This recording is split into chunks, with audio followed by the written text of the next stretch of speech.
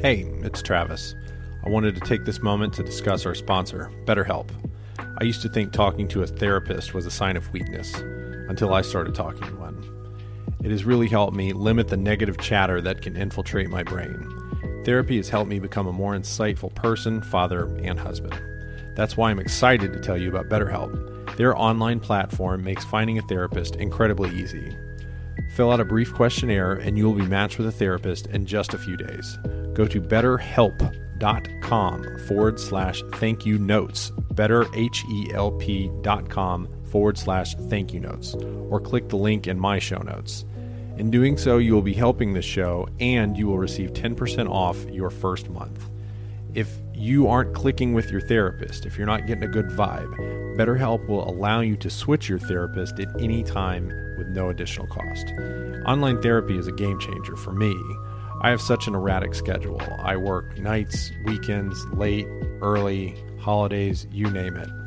Being able to video call my therapist from my phone in a call room, at work, or in my car, or whatever, it's extremely convenient for me, and it allows me the time and the place to actually get my therapy in.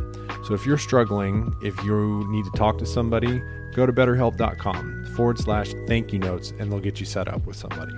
This has been my thank you note to BetterHelp for supporting this show. Hi, welcome to the Thank You Notes podcast. My name is Travis McVeigh. I'm an anesthesiologist from Dallas, Texas. I love thank you notes so much, I decided to make them into a podcast. My guest today is Dr. Bill Miller. He moonlighted as a stand-up comedian at the Comedy Store in Los Angeles in the 1970s when he was in medical school.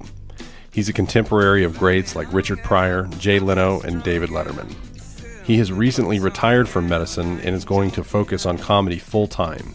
He performs in clubs around the Chicago area where he currently lives. The almighty algorithm brought him and me together, and thankfully he said yes to coming on the podcast. So let's get into my talk with Dr. Bill Miller.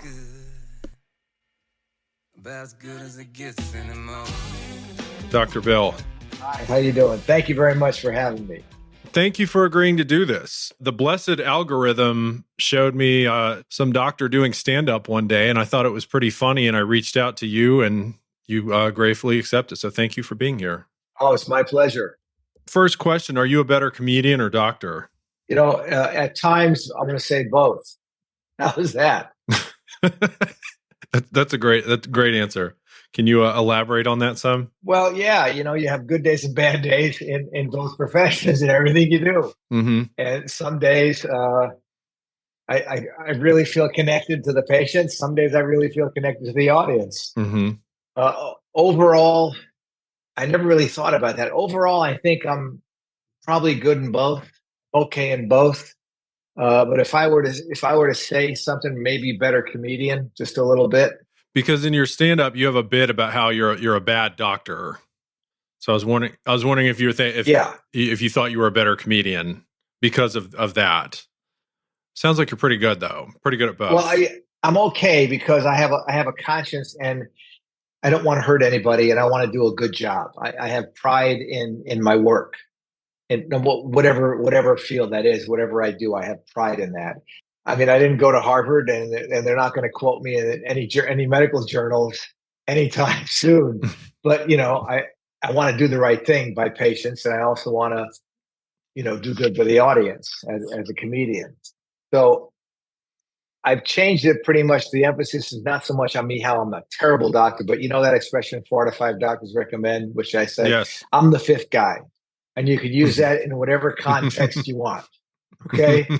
You know, and I realized that I was a different doctor when I was in medical school. Remember when, show you how old I am, when Steve McQueen had mesothelioma and he was going to Mexico to try and get Laetrile or peach pit potion. I didn't know that. Yeah, he did that. And someone in my class, I went to Northwestern, actually asked. They said, well, what do you think? You know, all these guys that are trying to be the top in their class and they're quoting journals and this. And he says, well, what do you think about this Laetrile, you know, business and having Steve, you know, people going down to another country to get this treatment? And then the professor paused for a minute. And for some reason, I connected with his eyes. And he looked at the class and he said, if a patient with a terminal condition believes that getting his ass kissed on Fifth and Broadway will help him, I'll drive. And I got that. And I mean, it went right inside, and I got it. The rest of the class are going, well, that's not efficacious. That's not good, you know. And another time when I was in medical school, there was a patient was riddled with metastatic lung cancer, you know, or looked like tennis balls. The guy had, you know, hours and days to live. And we went and talked to the patient, you know, with all the guys going on morning rounds. You remember how it was? Yeah. And how you doing? And the patient said, I'm very depressed. Well, okay, I'm not surprised. You know, you got days to live.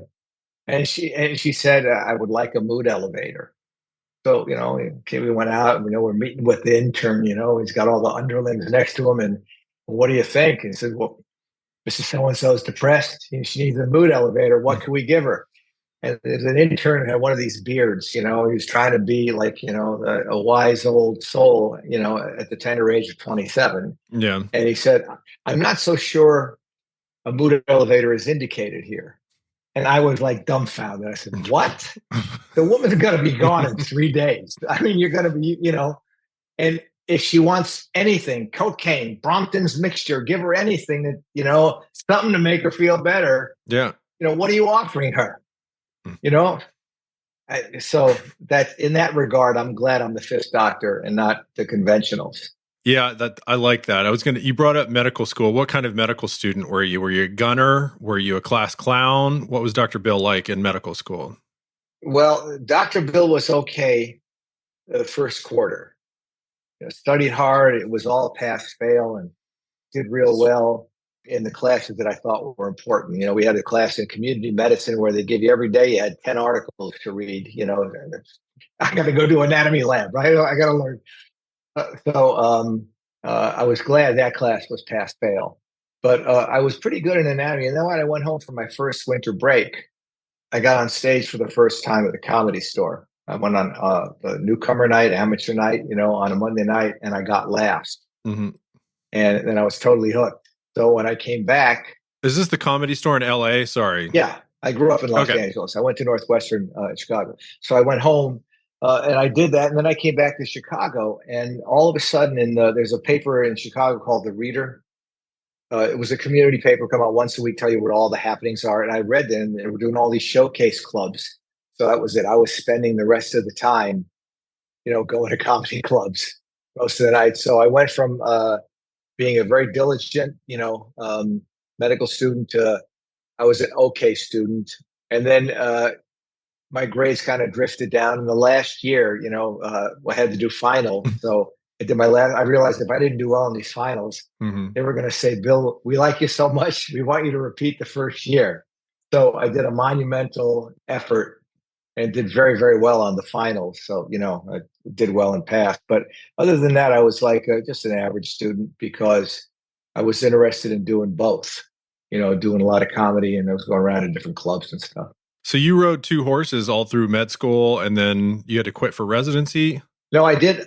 My career is different. I did like a surgical internship at LA County, and in Los Angeles, you could just do a year of internship and then start working. So I started working these low acuity, you know, industrial clinics overnight, and then some ERs, and then I worked some part-time work at Los Angeles County Hospital. They had a couple of emergency departments there, different rooms, you know, what depending on the acuity. And I was working at the lower acuity, more of like a surgery center type place, you know, minor trauma stuff. And then I started going to classes, getting hours, and I started working emergency departments.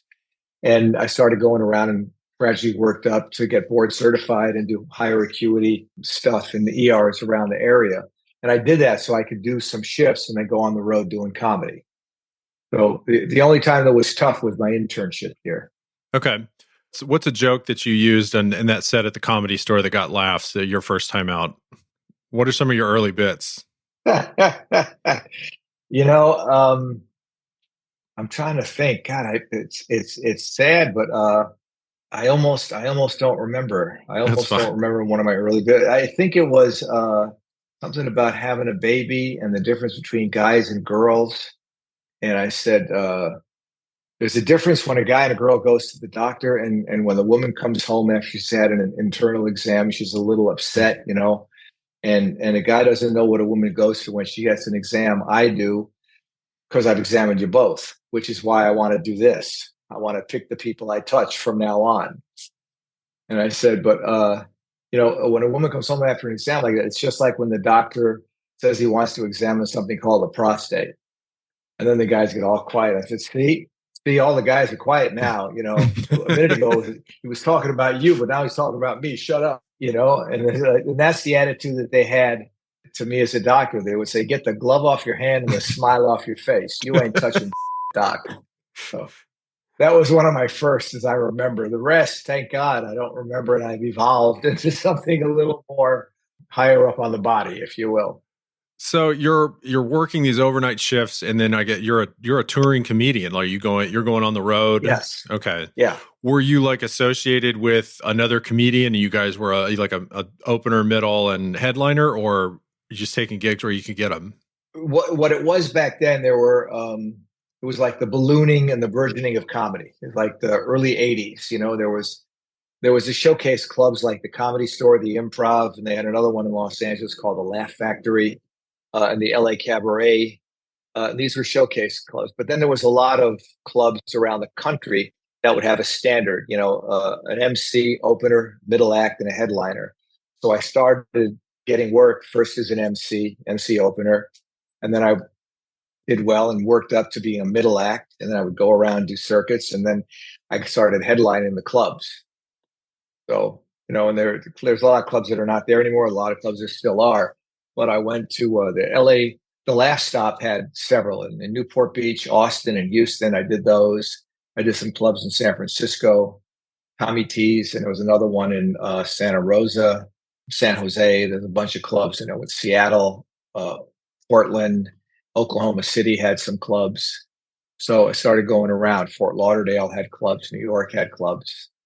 You started doing those, and you kept on going around the circuit. So first I was an opener, then I was a middle, then I started headlining. And then I was getting asked back as a headliner. And then I started doing a little television. So things were going okay. And then I got married and had a kid. That ruined everything. Well, I don't know if it ruined everything. I can't say that, because if my kids hear it, they're going to be pretty pissed. But it did change. It changed the dynamic of where I wanted to go. I didn't want to be an absentee dad. I didn't want to be that guy that got the phone call. I'm halfway across the country doing some jokes, and then she took her first step. She said, "Dad, that." I didn't want to be that, so I gave it up and did more like medical convention type stuff, where you're only working once a month to a hospital party, and you're making as much as you did being on the road for a month, but you're losing your art. Yeah, if you know what I'm saying. You're not writing as much. You're not. Back in the day, you do a week's comedy, you're doing 9 or 10 shows. So you could have an idea on Tuesday, you come out with 2 minutes on Sunday. So and then it was not as gratifying and fulfilling just doing one show every month. You know what I mean? And yeah. So did you recently retired from medicine, correct? Correct. Okay. So you're a full-time comic now. Yeah, I'm a full-time comic, but I'm enjoying the retirement. So I'm kind of like a retired, and I'm morphing my career comedically to start doing more corporate and medical stuff. That's what I'm gearing my stuff to. So I'm in the process of revamping my website and some of the stuff I do.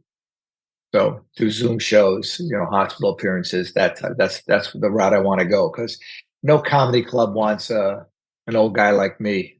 They want 27, 28, 30-year-old kids, Yeah, I understand. But I guess you're still headlining at Zany's there in Chicago, correct? At least that's on your website. Yeah. Okay. And I'll be at a place called the Kenosha Comedy Club later on this month.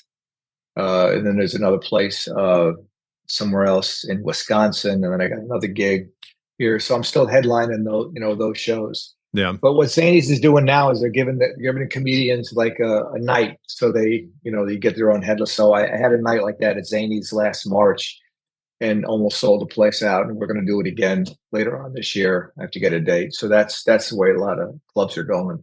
That's awesome. With comedians. Congratulations. And thank you. And I'm thinking of doing cruise ships. I never thought I'd say that, but I'm thinking of doing cruise ships. Because the audience is as old as me. You go. Well, you could double as the cruise dock as well. You could double dip. Yeah, you can only give out so much Dramamine. Okay, there's only so much Compazine you can give out. Otherwise, I don't want to do that. Yeah. Who are some of your comedic influences? Who got you into stand up? Oh, when I was a kid, grew up in New York till I was 10. And my dad, we watched the Ed Sullivan Show, and I would wait for the comedian. So those guys back then were, Rickles, Hackett, Alan King. And then as I got a little older, it morphed to, it's Buddy Hackett. And then it morphed to Richard Pryor and those guys. And then when I started, before I became a comedian, before I did it, I used to go to the Comedy Store every night as an audience member and just hang out, literally every night. And then you hang out, and then the comedians see you after a while. And I started, they'd be out in front hanging out, and I go out and start talking to them. Johnny Witherspoon was one of them.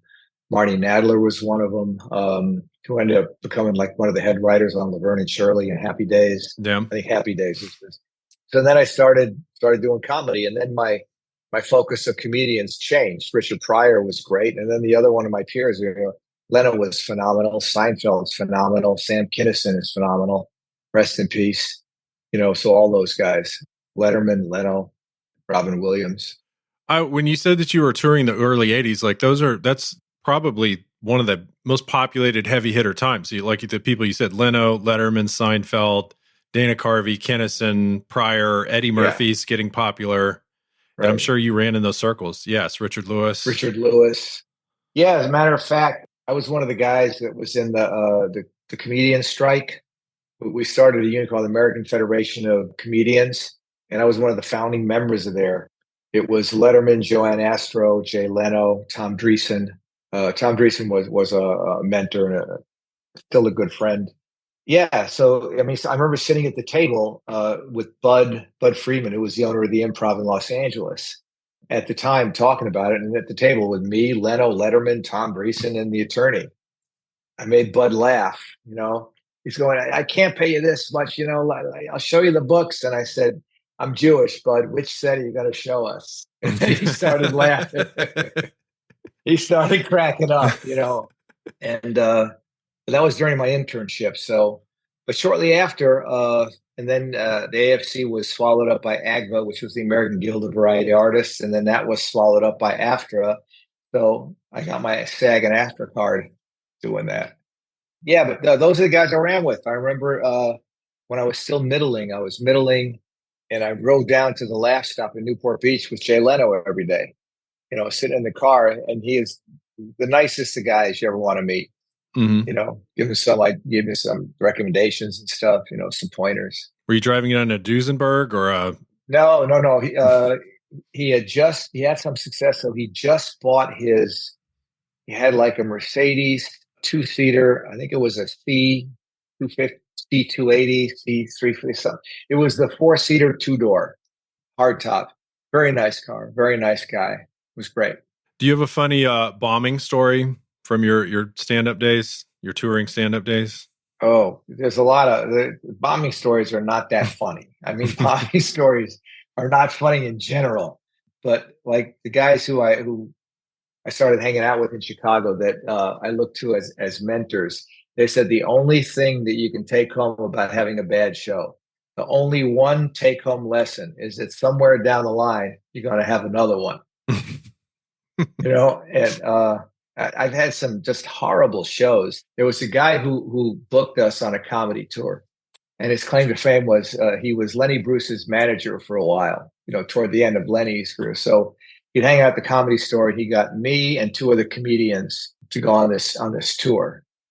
And so we went to the NAFTA auditions, all the college bookers, we're sitting there. There's a bunch of kids that are going to hire the entertainment for the year. So we're doing a showcase. So we get a lot of colleges in the Southeast, a lot of the University of South Carolina campuses and a few other places. And rather than sending us home when we had a 4 or 5 day layover, he would just try and get us a booking anywhere, just, because it was cheaper to stay in the motel and fly back and and then return.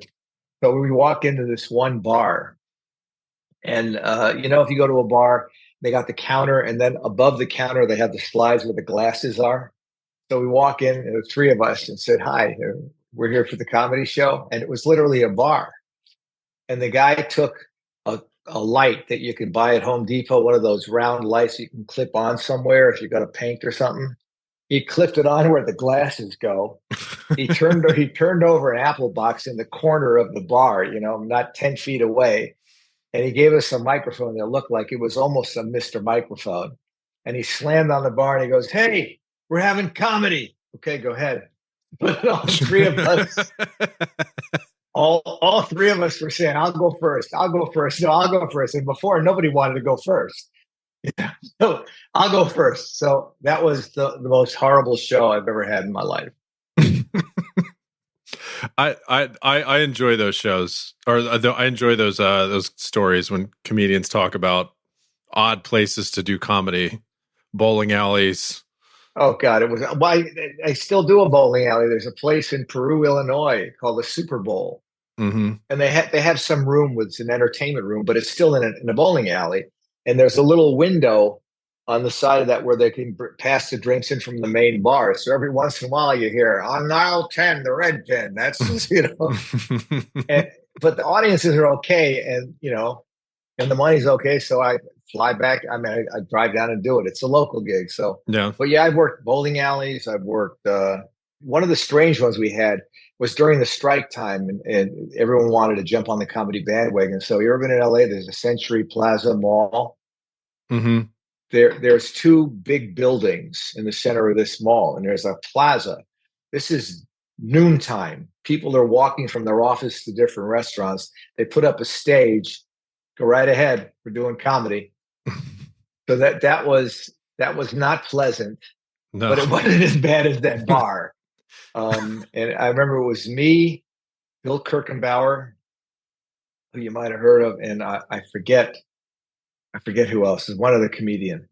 And that was a lunchtime. Everyone's trying to do 20 minutes and, talk about, and, the thing about comedy, that's why the Comedy Store works so well, is it's black and there's a spotlight on the comedian.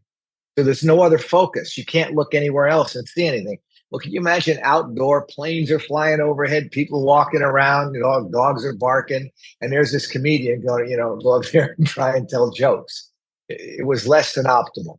Yeah, I think there's some definite rules for when comedy should be performed and when it shouldn't. And I think daytime is really hard for comedy. Yeah. Outdoors is very, very hard for comedy. Yeah.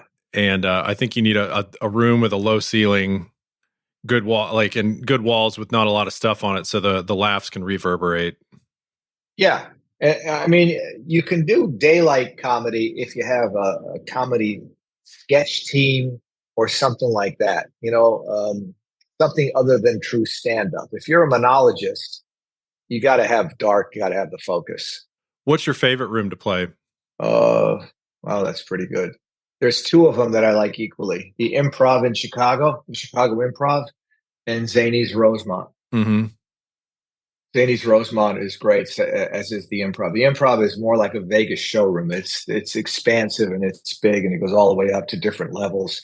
And the Zany's Rosemont is perfect. It's not very deep, so it goes out laterally as far as it goes out back. So it fits 250 people, and it feels intimate. And when you get that room going, really pops. Really, really pops. Yeah, it's awesome. Wow. What do you find is the most fruitful source of material? Patients, kids? The patient. Yeah. The patients. Yeah. Not kids, the patients. The patients are the best. Mm-hmm. Yeah. And now, as a physician, you probably experience this, is that patients come in and they ask us to be almost like a store clerk. They come in and they tell you what they want. Oh, yeah. It doesn't matter what field you're in. I saw someone on the internet. I talked to an internet doctor, and I have this and I want that. And I'm coming to see you. So, well, why don't you go to the internet doctor? Well, he's busy. He can't see me for 4 months. So you're coming to see you. That's a mistake you shouldn't have made. He says, I need this medicine. But the thing is, us as physicians, we're doing it. we're putting up with it because you don't want to lose the business, and no one wants to admit that except me to you now. No one wants to have the patient get up and leave and go somewhere else. So you do it. I think it definitely depends on who the doctor is, because there's a spine surgeon I work with, and the patient came in saying all that stuff, and he said, "Listen, I could give you a baseball, and you could chuck it out that window and hit 15 guys that do the same thing I do. So this is what I want to do. Take it or leave it." But for the most of us, you've got these press Gainey scores, and if you piss off the wrong person, then you're going to hear about it from some administrator, et cetera, et cetera. So it's a fine line. Yeah, but how did that happen? I mean, I hate to get into that because obviously I'm get passionate about that. How did that? When did we cross over that line? When did we give all the power to a marketeer?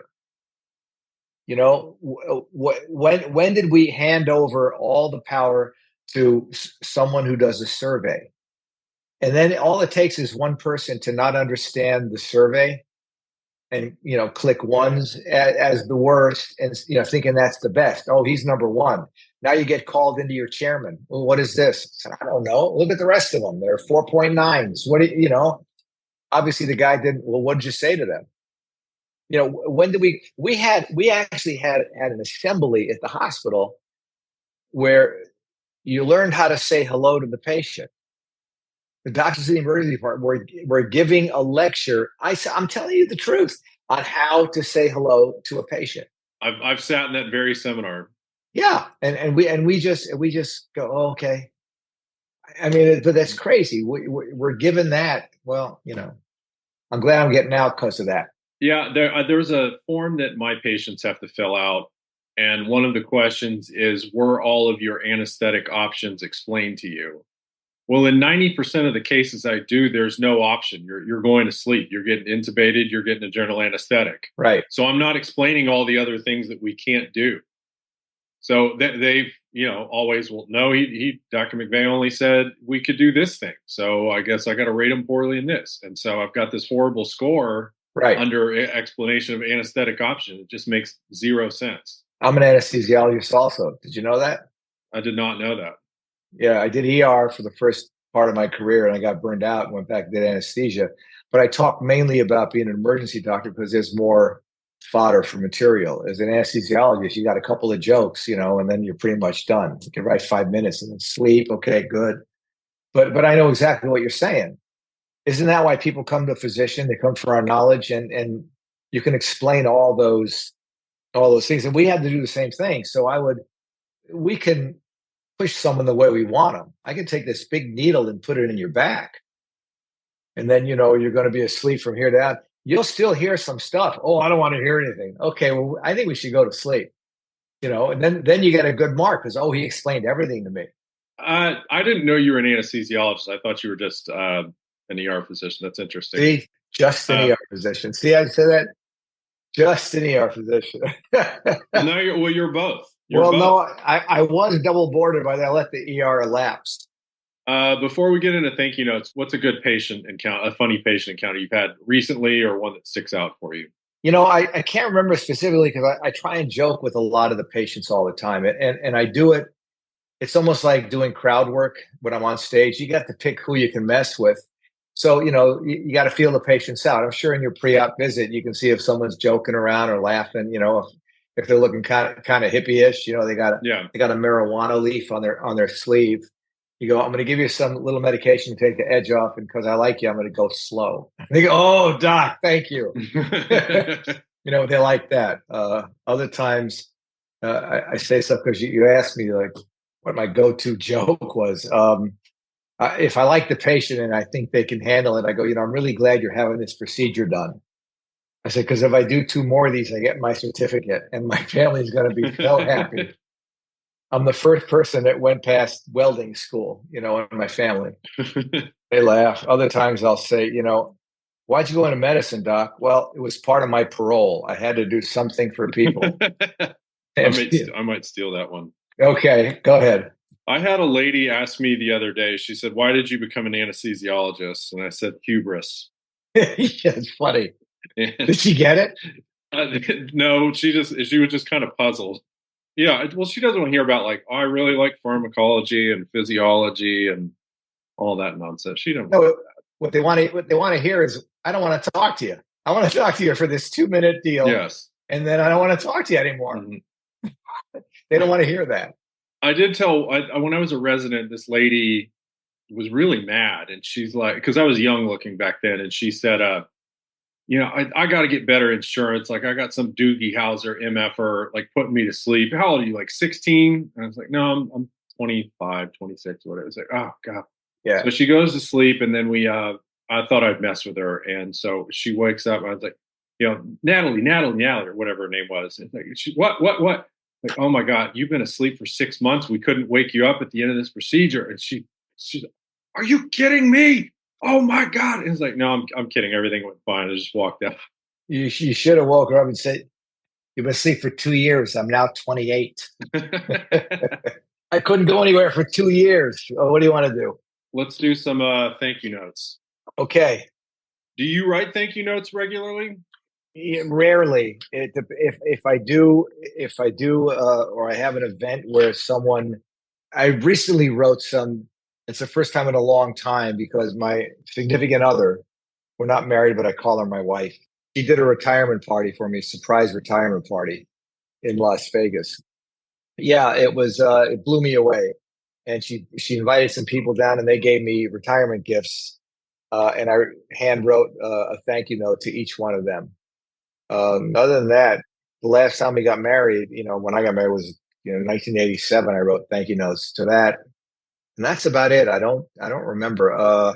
People give me gifts out of the blue once a year, every couple of years or something. I'll get something that touches me, and I'll write a thank you note. A lot of times, I'm like everybody else. I call them up and go, "Oh my God, thank you so much." I mean, the art of writing is sadly gone. And I don't like it because I got fancy fountain pens that I used to like to write with back in the day. Oh, you're a pen guy. Yeah, I am. But you can't write because the paper they use in the hospital now is not really paper. It's this synthetic composite stuff. The ink doesn't stick on it.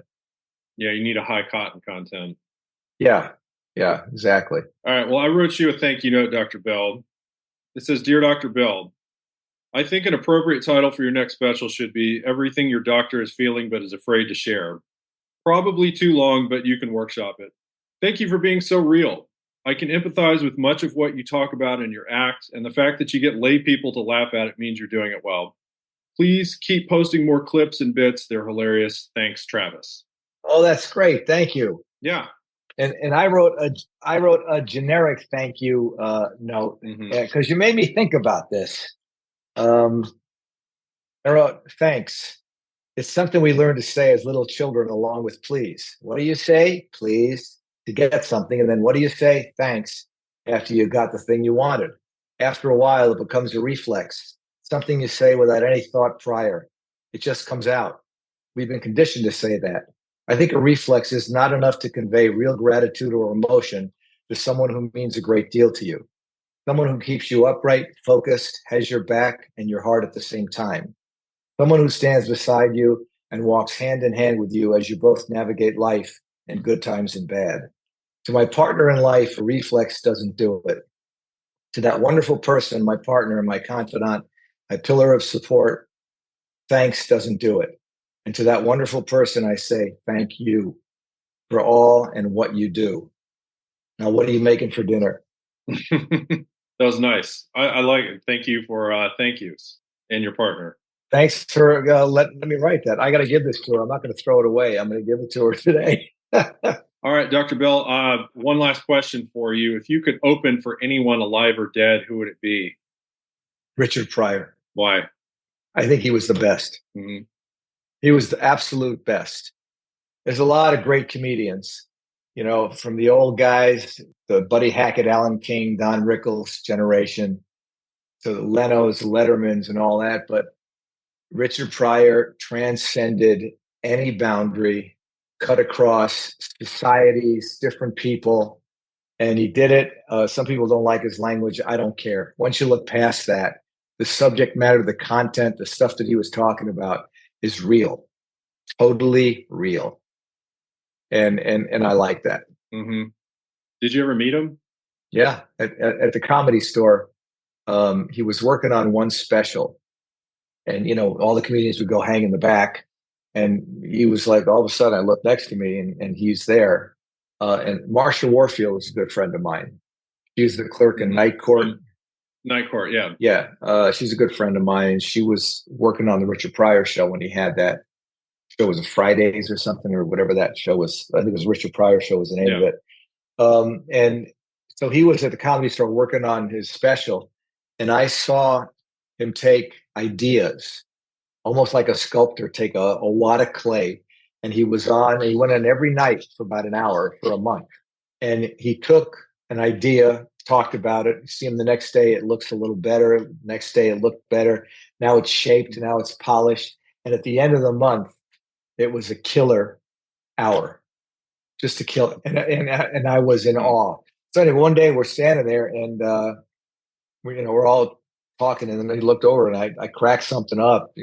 I said a joke, and he kind of chuckled, and but he was a little timid with all the people hanging around him. Some of the guys he knew, Paul Mooney, Marsha Warfield, Johnny Witherspoon, they were all in his more inner circle. Put that in your cookie jar. You made Richard Pryor laugh. Yeah, well, no, it's just, man, I don't know if he did it. I'm nervous. Like, how you don't want to talk to the guy. It's so much easier if someone says something, you just yeah, and move on. But I wouldn't downplay it. No. So he was, yeah. That's who I would like to open for. The bit of his that always cracks me up is about him going to the zoo and the lions and that I can pull that up on YouTube, and that's always hilarious. I like the thing that what the guy's great is when him and his wife were breaking up, and then he's leaving, and then the dog, and I don't want to say bad words, but okay, leave. I'll go out and find some new. And then she said, "Well, if you had 2 more inches of something, you'd have to find a lot more new right here." Do you remember that? Remember that? I do remember chunk? that. Yeah. Yeah. A lot of my peers, it's so weird. I get reflective now because I retired. A lot of my peers that didn't do something else, just did medicine all the way through, have a lot more material things accumulated. But I wouldn't trade those 20 years for anything. You're getting back out there. I'm happy for you. Hey, thank you, Bill. This was really great. Well, thank you for having me. I appreciate it.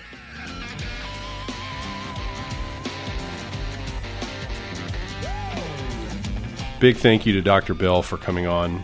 Please follow him on all of the socials. Instagram, he's at Dr. Bill Comedy, DRBILL Comedy, or TikTok, it's the same handle. Or drbillcomedy.com is his website. It's got his tour dates. It's got some videos of pieces of his act. He's a good guy. I'm really happy he came on. I had fun talking to him. Also follow me on all the socials. I'm at Thank You Notes Pod on Instagram and TikTok. Thank you for tuning in. We'll see you next time.